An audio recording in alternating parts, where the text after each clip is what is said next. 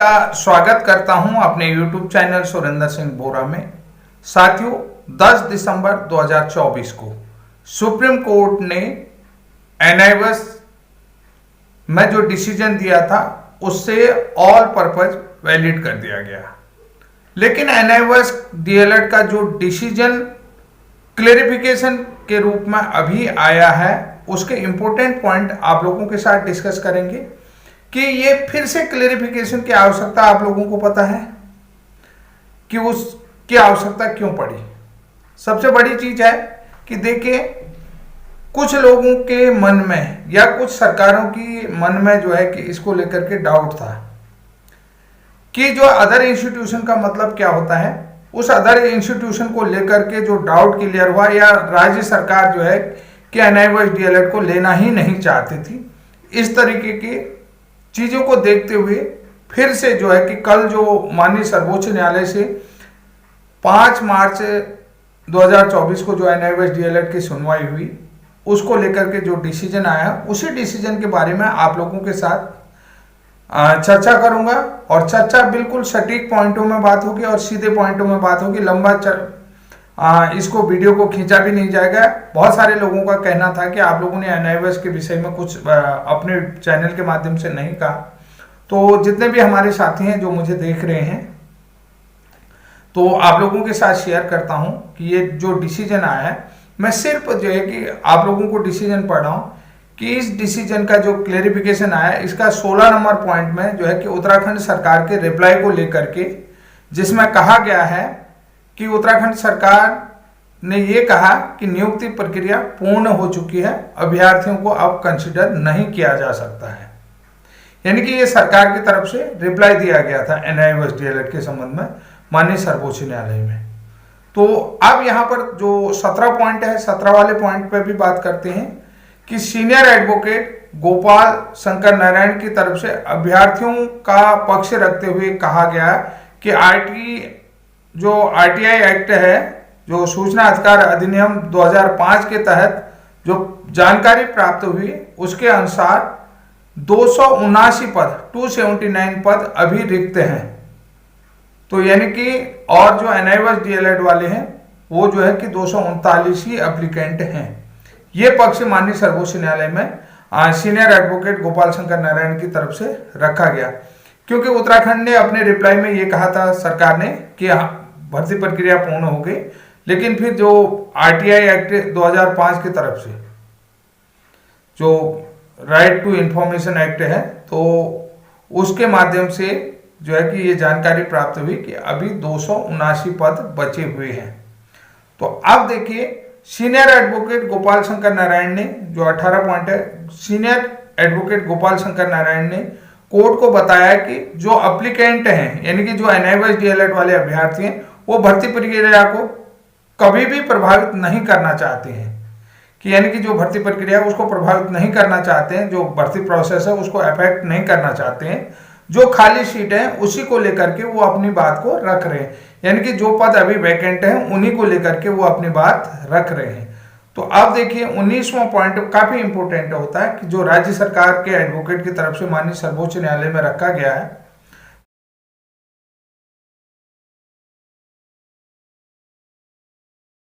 वंदना शुक्ला, उत्तराखंड राज्य सरकार के एडवोकेट, ने माननीय कोर्ट को बताया कि 28 नवंबर 2023 को जब सुनवाई हुई थी, इसमें सुप्रीम कोर्ट ने 2012 के नियम को सही ठहराया था, जिसमें यह कहा गया था कि 2 ईयर डिप्लोमा की बात कही गई थी। यानी कि जो है टीचर बनने के लिए केवल 2 वर्ष का डीएलएड ही वैलिड होगा, ये बात कही गई थी। अगर अब हम इसको लेकर के कोई बदलाव करते हैं, यानी कि जो 18 महीने का जो एनआईवीएस डीएलएड है उसको लेकर के अगर हम कोई बदलाव करते हैं नियुक्ति प्रक्रिया में, तो यह काफी कॉम्प्लिकेटेड हो जाएगा।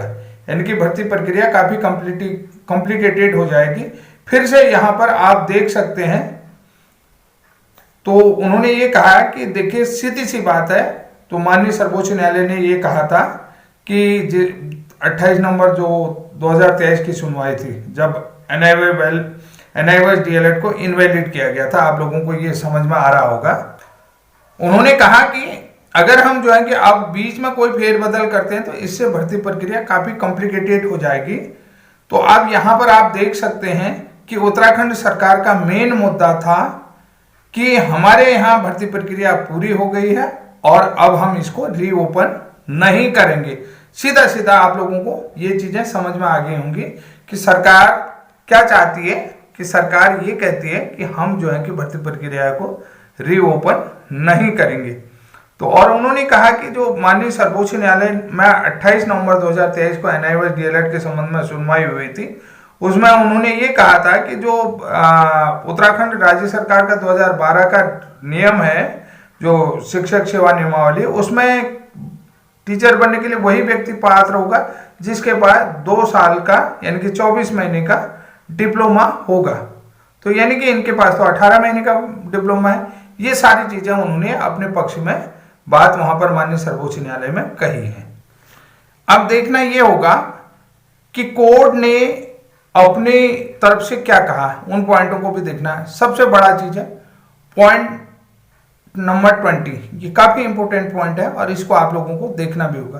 कोर्ट की तरफ से कहा गया है कि माननीय कोर्ट ने कहा है, यहां पर कोई संदेश नहीं है, यहां पर किसी भी प्रकार जो कोर्ट ने कहा उसमें नो डाउट, यानी कि जो माननीय सर्वोच्च न्यायालय ने कहा 2012 के रूल में, तो वहां पर उस पर कोई संदेह नहीं है।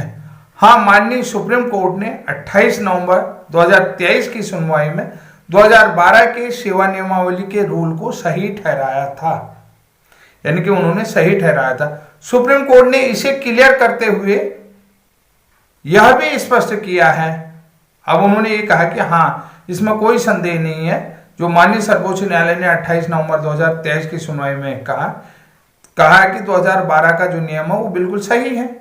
लेकिन सुप्रीम कोर्ट ने 10 दिसंबर में इसे क्लियर करते हुए यह भी स्पष्ट किया है, यह भी बता रहा है, यह भी स्पष्ट किया है कि जो टीचर 10 अगस्त 2017 से पहले इन सर्विस थे और उसने यानी कि उन शिक्षकों ने इस वन टाइम कोर्स को किया है, इस वन टाइम डीएलएड कोर्स को जो है ना उसको किया है, तो वह इसका बेनिफिट यानी कि बेनिफिट पाने का हकदार है, यानी कि उसको इसका बेनिफिट मिलना चाहिए, वो इसका जो है कि बेनिफिट पाने का हकदार है। ठीक है, तो यहां पर ये बहुत बड़ी चीज है, उन्होंने कहा एंटाइटल है। तो यहां पर ये सबसे बड़ी चीज कही कि जिसने भी जो है ये वन टाइम कोर्स किया है वो उसे इसका लाभ मिलना चाहिए और वो इसका हकदार है। और उन्होंने ये भी कहा यह सामान्य डीएलएड के समकक्ष है। कोर्ट ने अपनी भाषा में जो 10 दिसंबर को है, ये सामान्य डीएलएड के समकक्ष। जिन अभ्यर्थियों ने 18 महीने का ये कोर्स किया है वह एक वैलिड डिप्लोमा है, उसे जो है कि वैलिड डिप्लोमा की तरफ से ट्रीट किया जाना चाहिए। यानी कि उन्होंने ये स्पष्ट कर दिया कि इसे वैलिड डिप्लोमा के रूप में ट्रीट किया जाए, यानी कि वैलिड डिप्लोमा की तरह ही ट्रीट किया जाना चाहिए। और ये अभ्यर्थी जिन्होंने ये 18 महीने का डीएलएड किया है, ये अभ्यर्थी जो है आवेदन करने के लिए किसी भी संस्थान में कहीं भी भर्ती आती, किसी भी संस्थान में आवेदन करने के लिए ये पात्र हैं। यानी कि ये अदर इंस्टीट्यूशन, जो भी इंस्टीट्यूशन है, किसी भी संस्थान में, चाहे वो प्राइवेट हो, सरकारी हो, जो भी हो, तो वो किसी भी संस्थान में आवेदन करने के पात्र हैं, ये स्पष्ट कर दिया है माननीय कोर्ट ने। अब जो है कि पॉइंट नंबर 21 में भाई अदर इंस्टीट्यूशन को लेकर के जो विवाद चला था, अदर इंस्टीट्यूशन गवर्नमेंट इंस्टीट्यूशन नहीं होता है। आप लोगों ने देखा होगा कि उत्तराखंड हाई कोर्ट से जो है कि ये मामला फिर से सुप्रीम कोर्ट में गया था।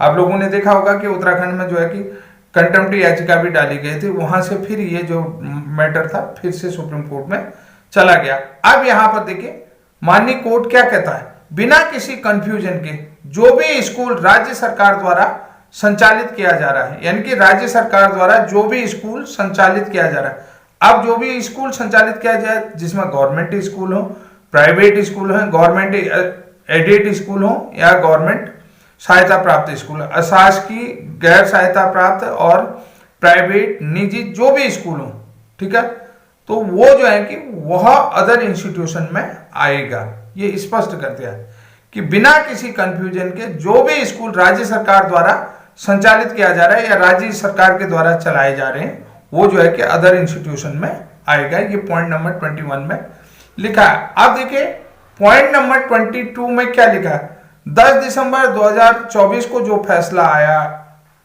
यानी कि आया या 10 दिसंबर 2024 को जो फैसला दिया गया, वो सभी जो है कि वर्तमान नियमों से कवर्ड है। जो 10 दिसंबर को माननीय सर्वोच्च न्यायालय के द्वारा जो डिसीजन दिया गया, वो जो है कि एट प्रेजेंट रूल से भी उनको सभी चीजों से वो पूरी चीजें कवर्ड है।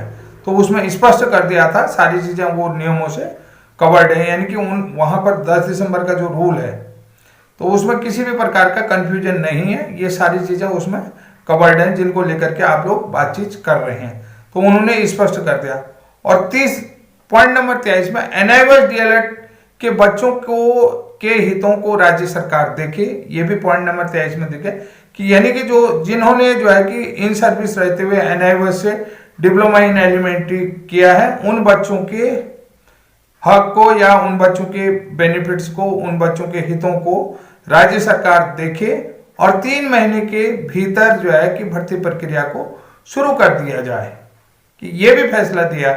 उन्होंने कहा ये जो वैलिड डिप्लोमा होल्डर्स अभ्यर्थी हैं या इनकी डिग्री जो भी ये पात्र अभ्यर्थी हैं, तो राज्य सरकार इन पात्र अभ्यर्थियों के हितों को देखे और 3 महीने के भीतर ये भर्ती प्रक्रिया को शुरू कर दे। अब यहां पर देखिए इसमें पिटिशनर को फायदा मिलेगा या नहीं मिलेगा, ये बात नहीं कही गई है कि इसमें सभी को फायदा मिलेगा जिनने आवेदन किया है या केवल पिटिशनर को फायदा मिलेगा, ये बात यहां पर स्पष्ट नहीं है। पॉइंट नंबर 23 पर ये आप लोगों को थोड़ा सा ध्यान से देखना होगा कि किसको फायदा मिलेगा, किसको, ये जो है कि ये हमारे मतलब की बातें नहीं है। यहां पर हो सकता है सभी को लाभ देते हैं या केवल पिटिशनर को लाभ देते हैं, ये अलग मैटर है। इस बात को आप लोगों को समझना होगा। और देखिए पॉइंट नंबर 24 में देखिए जो फाइनल हो चुका है, यानी कि जो भर्ती प्रक्रिया कंप्लीट हो चुकी है, यहां पर जो फाइनल हो चुकी है, जो रिक्रूटमेंट प्रोसेस फाइनल हो चुकी है, कंप्लीट हो चुकी है, उसे रीओपन नहीं किया जाएगा। यानी कि जो अभ्यर्थी ज्वाइनिंग हो चुके हैं तो उसमें जो है कि आप किसी की मेरिट ऊपर नीचे भी होगी तो उसको रीओपन नहीं किया जा सकता है और उस देखिए उसे प्रक्रिया में लिया जाएगा, यानी कि जो बचा है उसे ही प्रक्रिया में लिया जाएगा। यह अब जो भर्ती कंप्लीट हो चुकी है, जिनकी ज्वाइनिंग होगी तो उसको रीओपन नहीं किया जाएगा और जो पद बचे हैं, ये स्पष्ट है, जो पद बचे हैं तो उसे ही भर्ती प्रक्रिया में लिया जाएगा। बाकी सभी एप्लीकेशनों को माननीय सर्वोच्च न्यायालय ने डिस्पोज कर दिया है। इवन यहां तक कि उत्तराखंड हाईकोर्ट में जो रिट पिटीशन लगी हुई थी सिंगल बेंच में, आप लोगों को पता है, तो वो भी जो है डिस्पोज कर दी गई है, आप सभी लोगों को पता है। तो यहाँ पर उत्तराखंड हाईकोर्ट के सिंगल बेंच से ही जो है ट्रांसफर पिटीशन के माध्यम से सुप्रीम कोर्ट गई थी, वो डिस्पोज कर दिया। तो यहाँ पर मैं अब आप लोगों को स्पष्ट कर देना चाहता हूँ कि जो असम में जो चीजें हो रखी थी वो भी यहाँ पर क्लियर हो जाती। जो अन्य राज्य, चाहे वो जैसे वेस्ट बंगाल वाला है, वो इस बात को नहीं मान रहे थे, वहां भी ये चीज क्लियर हो चुकी है। तो इससे स्पष्ट होता है कि एनआईओएस डीएलएड इक्वल टू सामान्य डीएलएड, यानी कि जनरल डीएलएड जो और राज्यों से 24 साल के थे। तो स्पष्ट हो गया कि एनआईओएस डीएलएड 24 महीने के डीएलएड के समकक्ष है, क्योंकि ये गवर्नमेंट ऑफ इंडिया की तरफ से, मिनिस्ट्री ऑफ एजुकेशन की तरफ से, या जो है कि education ministry government of India की तरफ से वन टाइम कराया गया था।